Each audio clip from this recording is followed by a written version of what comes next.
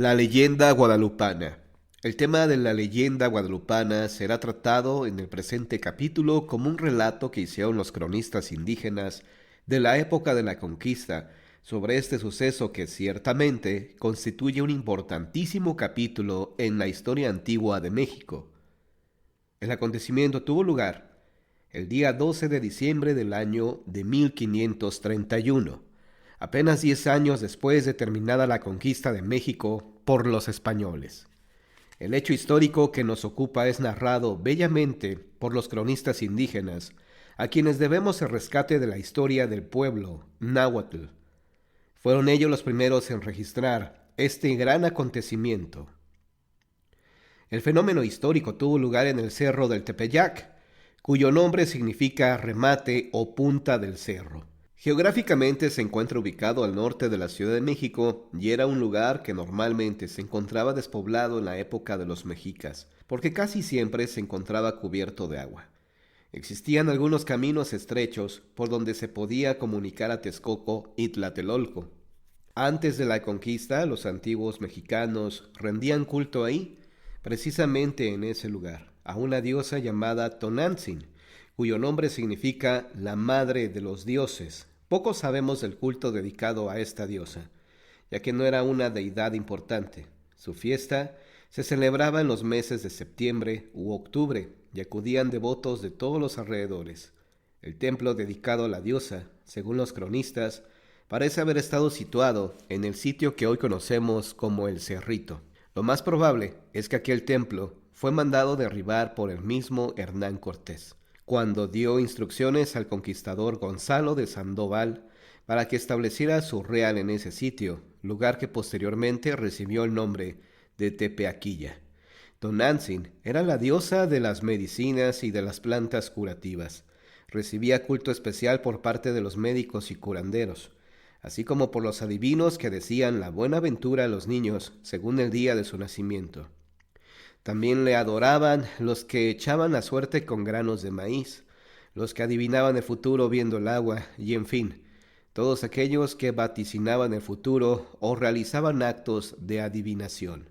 Todos los años se celebraba una fiesta. Para tal efecto se conseguía una mujer, probablemente una esclava, a la cual aderezaban con diversos ornamentos, quizá los que eran propiamente atavíos de la diosa.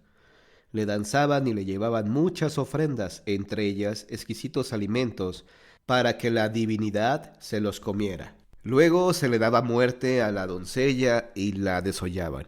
Un sacerdote se vestía con la piel de la muchacha y se paseaba con ella delante de todo el pueblo. Los atavíos de la diosa eran como sigue. Estaba teñida desde la boca hasta la garganta con una goma negra llamada uyí. En el rostro tenía un parche redondo, en la cabeza tenía una gorra de manta, revuelta y anudada, de tal manera que los cabos del nudo le caían sobre la espalda. En los nudos se colocaban plumas, como adornos que simulaban llamas, las cuales le colgaban por detrás de la cabeza. La diosa estaba vestida con un huipilli y calzaba unas sandalias. En la mano izquierda se le representaba con una rodela, con una chapa redonda de oro en la parte del medio, y en la mano derecha sostenía una escoba. Algunos autores afirman que la diosa lleva en la mano diestra una mazorca de maíz, en virtud de que se le relacionaba con Centeotl, deidad del maíz. A continuación describiremos el relato que los cronistas indígenas hacen sobre la aparición de la Virgen María en el Tepeyac. Antes de esto, mencionaremos al personaje a quien se le atribuye vivió la aparición, es decir, al indio Juan Diego. Poco sabemos de él, pues son pocos los datos biográficos que se guardan. Sabemos, sin embargo, que nació en Cuautitlán hacia el año de 1474. Su nombre, en lengua mexicana, fue Cualatoatzin. Se cree que era de la categoría de los macehuales, es decir, la clase social más ínfima entre los mexicanos. Llegada la conquista, recibió las aguas bautismales en el año de 1524 con su mujer, quien recibiera el nombre de María Lucía. Característica notable de Juan Diego fue su humildad. Prueba de ello fue su obediencia al obispo de México, don Juan de Zumárraga, Cuando incrédulo aún, le envía a que traiga la prueba de que la Virgen le envía. No hizo caso de las burlas que los sirvientes del obispo le inferían, los cuales le tomaban por loco.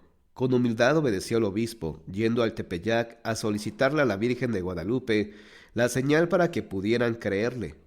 Después del 12 de diciembre de 1531, fecha de la aparición, Juan Diego sigue llevando vida humilde, sencilla y pobre. Muerta su mujer, se retiró a vivir a la ermita de Nuestra Señora del Tepeyac. Ahí cuidaba el templo, lo aseaba y recogía las limosnas. Apartado de la vida mundana, muere santamente en el año 1548. Curiosamente, en el mismo año en el que el obispo de México, don Fray Juan de Zumárraga, cierra para siempre sus ojos. El texto sobre la aparición de la Virgen de Guadalupe, que vamos a transcribir a continuación, fue escrito por el cronista indígena Antonio Valeriano. Este historiador tiene el mérito de haber sido contemporáneo de aquel suceso, lo cual le da un mayor valor a su registro, ya que es la única fuente de información que hay referente a las apariciones. Muchos han dudado de la veracidad de este manuscrito y algunos otros incluso niegan su existencia. Sin embargo, el historiador Carlos de Sigüenza y Góngora confirma, bajo juramento, la veracidad de dicho documento. A la muerte del indígena Valeriano, el manuscrito pasó a manos de don Fernando de Alba Iztlizochitl, quien compuso una versión en náhuatl del contenido. Tanto el original escrito en lengua náhuatl por Alba Iztlizochitl como la versión castellana pasaron a ser propiedad de Sigüenza y Góngora, quien, antes de morir, legó dichos documentos al colegio de San Pedro y San Pablo, de donde posteriormente fueron llevados a la universidad. Lamentablemente, en el año de 1847, durante la Guerra de Intervención de los Estados Unidos de América, aquellos documentos fueron sustraídos de los archivos de dicha institución, donde asegura que se encontraba la relación que había elaborado Antonio Valeriano. Los documentos se conservan hoy en día en el archivo del Departamento de Estado en la capital de los Estados Unidos de América. La versión castellana, tomada por otros historiadores, entre ellos Lazo de la Vega, publicada en el año 1649, dice así: 10 años después de tomada la Ciudad de México, se suspendió la guerra y hubo paz en los pueblos, así como empezó a brotar la fe, el conocimiento del verdadero Dios, por quien se vive. A la sazón, en el año de 1531, a pocos días del mes de diciembre, sucedió que había un pobre indio de nombre Juan Diego, según se dice, natural de Cuautitlán. Tocante a las cosas espirituales, todo pertenecía a Tlatilolco. Era sábado, muy de madrugada, y venía en pos del culto divino y de sus mandados. Al llegar junto al cerrillo llamado Tepeyac, amanecía y oyó cantar arriba del cerrillo, semejanza el canto de varios pájaros preciosos. Callaban a rato las voces de los cantores, y parecía que el monte le respondía. Su canto, muy suave y deleitoso, sobrepujaba al del coyototl y del tsinincincan y de otros pájaros lindos que cantan. Se paró Juan Diego y dijo para sí: ¿por qué aventura soy digno de lo que oigo? Quizá sueño. Me levanto de dormir. ¿Dónde estoy? ¿Acaso en el paraíso terrenal que dejaron dichos los viejos nuestros mayores? ¿Acaso ya en el cielo? ¡Ay! Estaba viendo hacia el oriente, arriba del cerrillo de donde procedía el precioso canto celestial. Y así que cesó repentinamente y se hizo el silencio, oyó que le llamaban de arriba del cerrillo y le decían: Juanito, Juan Dieguito. Luego se atrevió a ir a donde le llamaban. No se sobresaltó un punto. Al contrario, muy contento, fue subiendo el cerrillo a ver de dónde le llamaban. Cuando llegó a la cumbre, vio a una señora que estaba ahí de pie y que le dijo se acercara. Llegado a su presencia, se maravilló mucho de su sobrehumana grandeza. Su vestidura era radiante como el sol. El risco en que posaba su planta, flechado por los resplandores, semejaba una ajorca de piedras preciosas y relumbraba la tierra como el arco iris. Los mezquites, nopales y otras diferentes hierbecillas que ahí se suelen dar parecían de esmeralda, su follaje, finas turquesas, y sus ramas y espinas brillaban como el oro. Se inclinó delante de ella y oyó su palabra, muy blanda y cortés, cual de quien atrae y estima mucho. Ella le dijo: Juanito, el más pequeño de mis hijos, ¿a dónde vas? Él respondió: Señora y niña mía, tengo que llegar a mi casa de México, Tlatilolco, a seguir las cosas divinas que nos dan y enseñan nuestros sacerdotes, delegados de nuestro Señor. Ella luego le habló y le descubrió su santa voluntad. Le dijo: Sabe y ten entendido, tú, el más pequeño de mis hijos, que soy la siempre Virgen Santa María, Madre del verdadero Dios, por quien se vive, del Creador quien está en todo, Señor del cielo y de la tierra. Deseo vivamente que se me erija aquí un templo, para en él mostrar y dar todo mi amor, compasión, auxilio y defensa, pues yo soy vuestra piadosa madre, a ti, a todos vosotros, junto los moradores de esta tierra y a los demás amadores míos que me invoquen y en mí confíen, oír ahí sus lamentos y remediar todas sus miserias, penas y dolores, y para realizar lo que mi clemencia pretende, ve al palacio del obispo de México y le dirás cómo yo te envío a manifestarle lo que mucho deseo, que aquí en el llano me edifique un templo.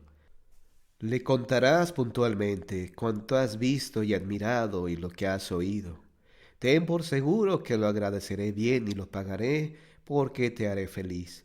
Y merecerás mucho que yo recompensaré el trabajo y fatiga con que vas a procurar lo que te encomiendo. Mira que ya has oído mi mandato, hijo mío, el más pequeño. Anda y pon todo tu esfuerzo. Al punto se inclinó delante de ella y le dijo: Señora mía, ya voy a cumplir tu mandado. Por ahora me despido de ti, yo tu humilde siervo. Luego bajó para ir a hacer su mandado y salió a la calzada que viene en línea recta a México. Habiendo entrado en la Ciudad de México, sin dilación, se fue en derechura al palacio del obispo, que era el prelado, que muy poco antes había venido y se llamaba don Fray Juan de Zumárraga, religioso de San Francisco. Apenas llegó, trató de verle, rogó a sus criados que fueran a anunciarle, y pasado un buen rato vinieron a llamarle, que había mandado el señor obispo que entrara.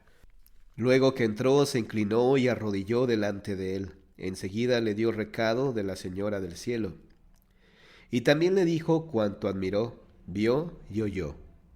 Después de oír toda su plática y su recado, pareció no darle crédito y le respondió: Otra vez vendrás, hijo mío, y te oiré más despacio. Lo veré muy desde el principio y pensaré la voluntad y deseo con que has venido. Él salió y se vino triste porque de ninguna manera se realizó el mensaje. En el mismo día se volvió, se vino derecho a la cumbre del cerrillo y acertó con la Señora del Cielo, que le estaba aguardando, ahí mismo donde la vio la vez primera. Al verla, se postró delante de ella y le dijo: Señora, la más pequeña de mis hijas, niña mía, fui a donde me enviaste a cumplir tu mandato, aunque con dificultad entré, a donde es el asiento del prelado. Le vi y expuse tu mensaje, así como me advertiste. Me recibió benignamente y me oyó con atención, pero en cuanto me respondió, pareció que no lo tuvo por cierto. Me dijo: Otra vez vendrás, te oiré más despacio. Veré muy desde el principio el deseo y voluntad con que has venido. Comprendí perfectamente la manera como me respondió, que piensa que es quizás invención mía, que tú quieres que aquí te hagan un templo, y que acaso no es de orden tuya, por lo cual te ruego, encarecidamente, señora y niña mía, que alguno de los principales, conocido, respetado y estimado, le encargues que lleve tu mensaje para que le crean, porque yo soy un hombrecillo, soy un cordel, soy una escalerilla de tablas, soy cola, soy gente menuda, y tú, niña mía, la más pequeña de mis hijas, señora, me envías a un lugar por donde no ando y donde no paro. Perdóname que te cause gran pesadumbre y caiga en tu enojo, señora y dueña mía. Le respondió la Santísima Virgen: Oye, hijo mío, el más pequeño, ten entendido que son muchos mis servidores y mensajeros a quienes puedo encargar que lleven mi mensaje y hagan mi voluntad, pero es todo punto preciso que tú mismo solicites y ayudes y que con tu mediación se cumpla mi voluntad. Mucho te ruego, hijo mío, el más pequeño, y con rigor te mando que otra vez vayas mañana a ver al obispo.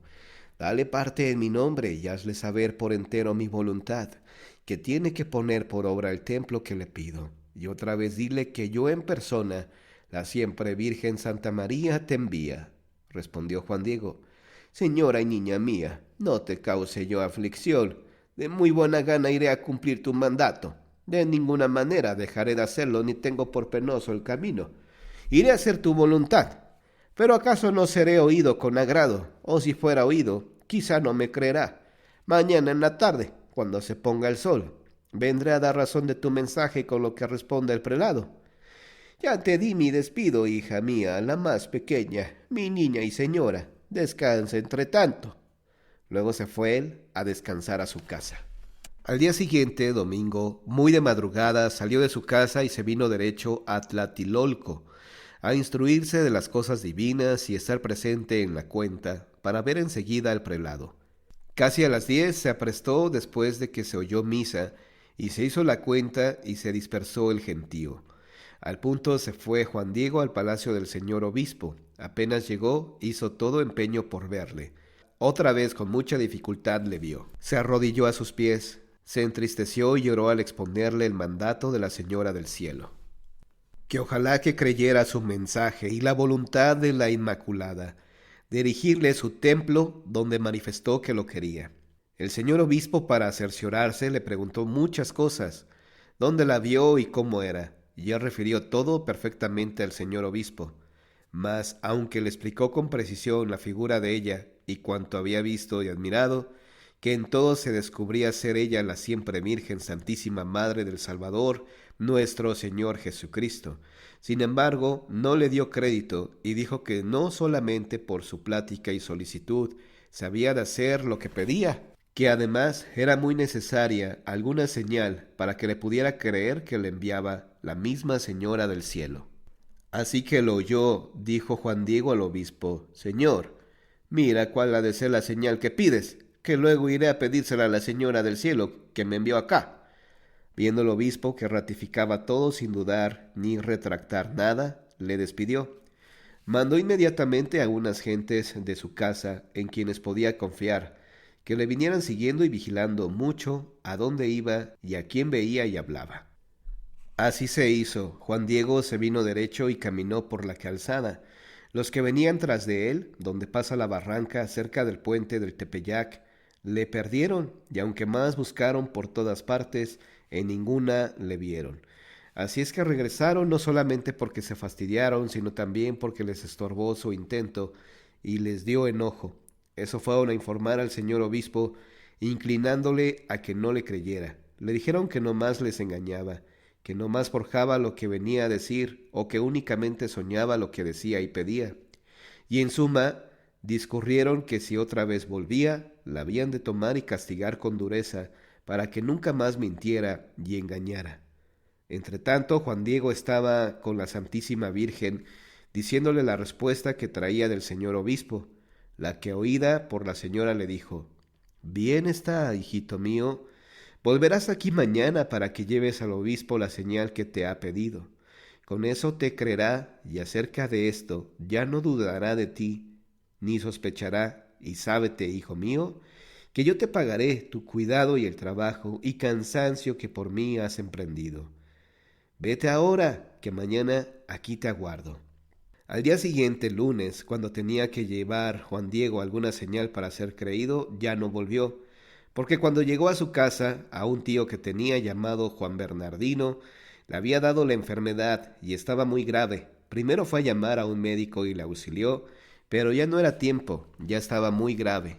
Por la noche le rogó a su tío que de madrugada saliera y viniera a Tlatilolco a llamar a un sacerdote, que fuera a confesarle y disponerle porque estaba muy cierto de que era tiempo de morir, que ya no se levantaría ni sanaría. El martes, muy de madrugada, se vino Juan Diego de su casa a Tlatilolco a llamar al sacerdote, y cuando venía llegando al camino que sale junto a la ladera del cerrillo del Tepeyac, hacia el poniente por donde tenía costumbre de pasar, dijo: Si me voy derecho, no sea que me vaya a ver la señora, y en todo caso me detenga, para que lleve la señal al prelado, según me previno, que primero nuestra aflicción nos deje, y primero llame yo deprisa al sacerdote. El pobre de mi tío lo está ciertamente aguardando. Luego dio vuelta al cerro, subió por entre él, y pasó al otro lado, hacia el oriente, para llegar pronto a México, y que no le detuviera la señora del cielo. Pensó que por donde dio la vuelta no podía verle la que estaba mirando bien a todas partes. La vio bajar de la cumbre del cerrillo y que estuvo mirando hacia donde antes él la veía. Salió a su encuentro a un lado del cerro y le dijo: «¿Qué hay, hijo mío, el más pequeño? ¿A dónde vas?». Se apenó él un poco, o tuvo vergüenza, o se asustó. Se inclinó delante de ella y le saludó diciéndole: «Niña mía, la más pequeña de mis hijas, señora, ojalá estés contenta. ¿Cómo has amanecido? ¿Estás bien de salud, señora y niña mía? Voy a causarte aflicción. Sabe, niña mía, que está muy malo un pobre siervo tuyo, mi tío. Le ha dado la peste y está por morir. Ahora voy presuroso a tu casa de México a llamar a uno de los sacerdotes amados de nuestro Señor, que vaya a confesarle y disponerle, porque desde que nacimos vinimos a guardar el trabajo de nuestra muerte. Pero si voy a hacerlo, volveré luego otra vez aquí, para ir a llevar tu mensaje, señora y niña mía. Perdóname. Tenme por ahora paciencia, no te engaño, hija mía, la más pequeña. Mañana vendré a toda prisa». Después de oír la plática de Juan Diego, respondió la piadosísima Virgen: «Oye y ten entendido, hijo mío, el más pequeño, que es nada lo que te asusta y aflige. No se turbe tu corazón, no temas esa enfermedad, ni ninguna otra enfermedad y angustia. ¿No estoy yo aquí que soy tu madre? ¿No estás bajo mi sombra? ¿No soy yo tu salud? ¿No estás por ventura en mi regazo? ¿Qué más has de menester? No te apene ni te inquiete otra cosa. No te aflija la enfermedad de tu tío, que no morirá ahora de ella. Estás seguro de que ella sanó». Y entonces sanó su tío, según después se supo. Cuando Juan Diego oyó estas palabras de la Señora del Cielo, se consoló mucho, quedó contento. Le rogó que cuanto antes le despachara a ver al señor obispo, a llevarle alguna señal y prueba, a fin de que le creyera. La Señora del Cielo le ordenó luego que subiera a la cumbre del cerrillo, donde antes la veía. Le dijo: «Sube, hijo mío, el más pequeño, a la cumbre del cerrillo. Ahí donde me viste y te di órdenes, hallarás que hay diferentes flores.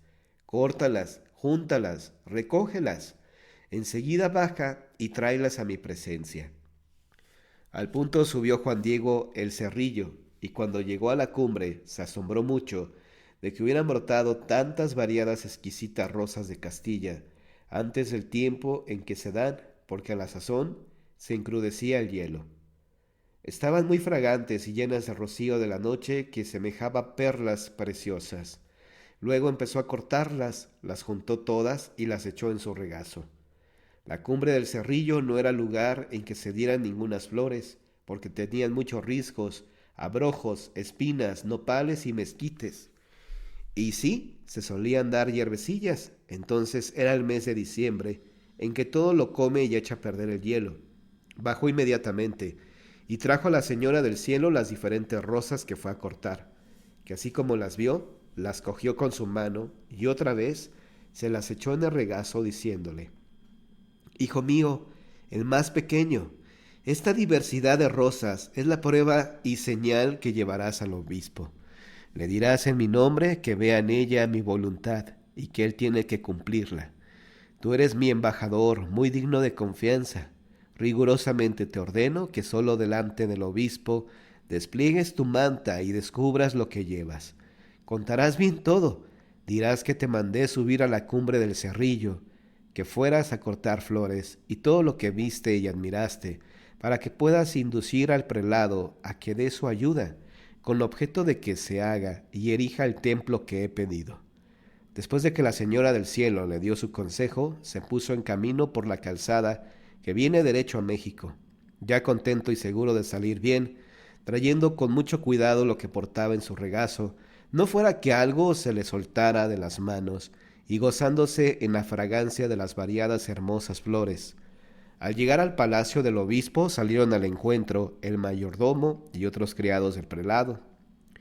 Les rogó que le dijeran que deseaba verle, pero ninguno de ellos quiso, haciendo como que no le oían, sea porque era muy temprano, sea porque ya le conocían, que solo los molestaba, porque les era inoportuno y además ya les habían informado sus compañeros que le perdieron de vista cuando habían ido en su seguimiento. Largo rato estuvo esperando, ya que vieron que hacía mucho que estaba ahí, de pie cabizbajo, sin hacer nada, por si acaso era llamado, y que al parecer traía algo que portaba en su regazo. Se acercaron a él para ver lo que traía y satisfacerse. Viendo Juan Diego que no les podía ocultar lo que traía y que por eso habían de molestar, empujar o aporrear, descubrió un poco que eran flores, y al ver que todas eran de diferentes rosas de Castilla y que no eran entonces el tiempo en que se daban, se asombraron muchísimo de ello. Lo mismo de que estuvieran muy frescas y tan abiertas, tan fragantes y tan preciosas. Quisieron coger y sacarles algunas, pero no tuvieron suerte las 3 veces que se atrevieron a tomarlas. No tuvieron suerte porque cuando iban a cogerlas ya no veían verdaderas flores, sino que les parecían pintadas o labradas o cosidas en la manta.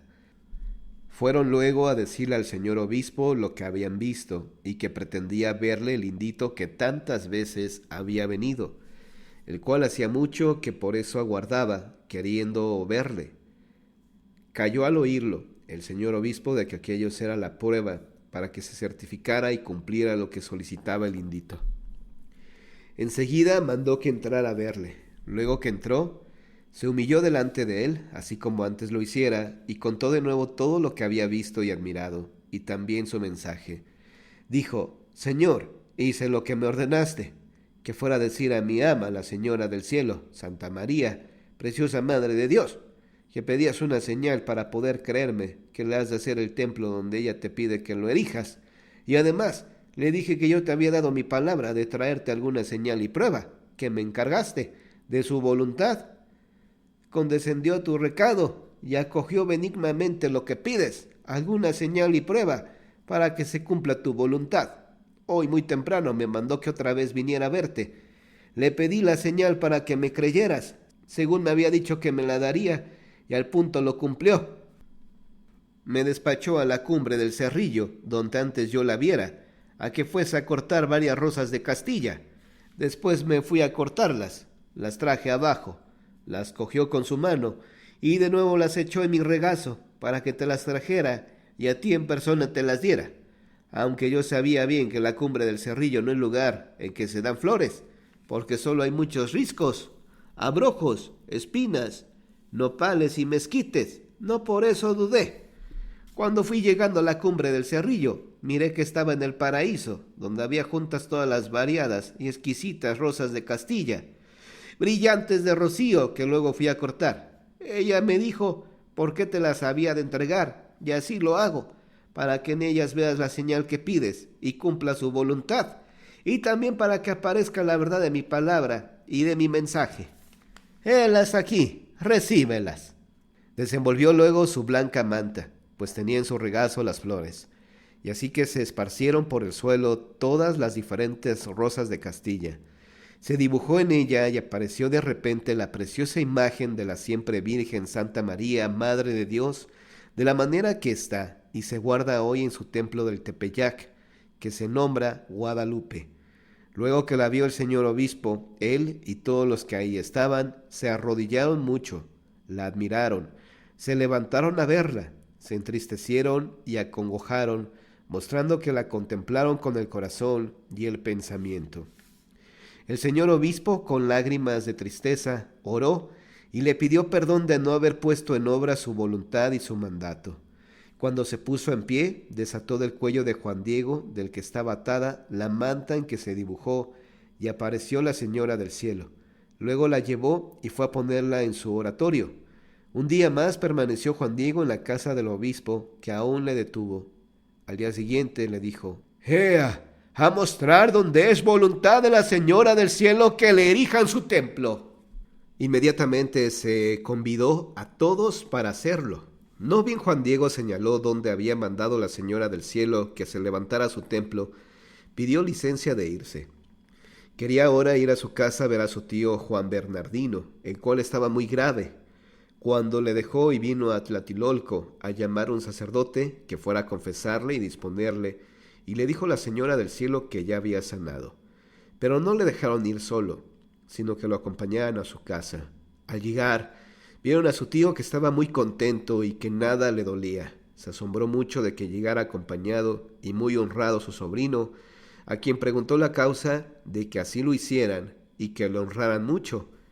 Le respondió su sobrino que cuando partió a llamar al sacerdote que le confesara y dispusiera, se le apareció en el Tepeyac la Señora del Cielo, la que, diciéndole que no se afligiera, ya que su tío estaba bueno, con que mucho se consoló, le despachó a México a ver al señor obispo para que le edificara una casa en el Tepeyac. Manifestó su tío ser cierto que entonces le sanó y que la vio del mismo modo en que se aparecía a su sobrino, sabiendo por ella que la había enviado a México a ver al obispo. También entonces le dijo la señora que cuando él fuera a ver al obispo le revelara lo que vio y de qué manera milagrosa la había ella sanado, y que bien la nombraría, así como bien había de nombrarse su bendita imagen, la siempre Virgen María de Guadalupe. Trajeron luego a Juan Bernardino a presencia del señor obispo, a que viniera a informarle y atestiguar delante de él. Entre ambos, a él y a su sobrino, los hospedó el obispo en su casa algunos días, hasta que se erigió el templo de la reina en el Tepeyac, donde la vio Juan Diego. El señor obispo trasladó a la iglesia mayor la santa imagen de la amada Señora del Cielo. La sacó del oratorio de su palacio, donde estaba, para que toda la gente viera y admirara su bendita imagen. La ciudad entera se conmovió. Venía a ver y admirar su devota imagen y hacerle oración. Mucho le maravillaban que se hubiese aparecido por milagro divino, porque ninguna persona de este mundo pintó su preciosa imagen. El documento que hemos transcrito y anteriormente es de procedencia indígena. Recordemos que los mexicanos guardaban los hechos notables de su historia en sus códices, en los que se estampaban diversas figuras y que sólo los hombres sabios e instruidos en la materia podían descifrar. En otras ocasiones las tradiciones pasaban oralmente de padres a hijos. Así, el narrador indígena don Fernando de Alba Iztlizóchitl, quien fue una persona sumamente instruida tanto en la lengua como en la historia y tradiciones del pueblo mexicano, y que además de poseer pinturas y documentos que heredó de sus mayores, da testimonio de este acontecimiento, lo cual da mayor veracidad a sus versiones históricas. Es él precisamente quien recoge todas estas anécdotas de la aparición de la Santísima Virgen. Estas narraciones las hicieron ya en lengua castellana, pues los indígenas instruidos aprendieron rápidamente las letras de nuestro alfabeto y tomaron entonces la costumbre de consignar en anales todos los sucesos históricos importantes de los cuales eran testigos. No solo fue relatada la historia de la aparición de la Virgen de Guadalupe por don Fernando de Alba, sino que existen otros cronistas indígenas, también de importancia. Destacan los escritos en lengua náhuatl del indio Juan Bautista, quien tenía el puesto de alguacil real. En sus documentos menciona la aparición del Tepeyac. Tenemos también al cronista Domingo Antón Chimalpaín, quien escribió unos anales en lengua mexica y hace referencia a este suceso. Es importante mencionar que el milagro guadalupano fue escrito por los cronistas mexicanos antes de que los historiadores españoles o criollos así lo hicieran. Las fuentes históricas de los cronistas españoles referentes a este importante suceso son primeramente la relación que hiciera el señor obispo don Juan de Zumárraga a los superiores de la orden franciscana del convento de Victoria en España. El cronista español de la conquista de México, don Bernard Díaz del Castillo, en su obra Historia de la conquista de Nueva España, menciona en 2 ocasiones la aparición de la Virgen de Guadalupe. Muchos han sido los autores que han tomado este tema como fuente de inspiración, pero a nosotros nos importa, por la materia de este libro, las tradiciones indígenas que hemos logrado preservar hasta nuestros días, y el que tengamos en cuenta la importancia de estas narraciones, porque fueron escritas por mexicanos antiguos que vivieron con la conquista de México. la transición de su antigua cultura y por consiguiente la adaptación a otra lengua y a otra cultura totalmente distintas. Esta historia de la aparición de la Virgen de Guadalupe también está fundamentada en los testimonios acontecidos en esta época. Por consiguiente, la lengua náhuatl se manifiesta en otra forma distinta, ya que por fin es escrita. Estos cronistas transcriben a las letras castellanas y así nos logran heredar este vastísimo conocimiento de nuestro antiguo México. Los escriben, pues, en su lengua nativa, pero castellanizados. Por ello es importante considerar que representa también un tránsito entre una lengua que fundamentalmente era de transmisión oral y que se representaba con diversos caracteres y pasa luego a ser escrita en otra lengua con otras formas y reglas. Asimismo, nos hace un relato de una belleza enorme y se asienta por los mismos indígenas un acontecimiento importantísimo en la vida de nuestra nación.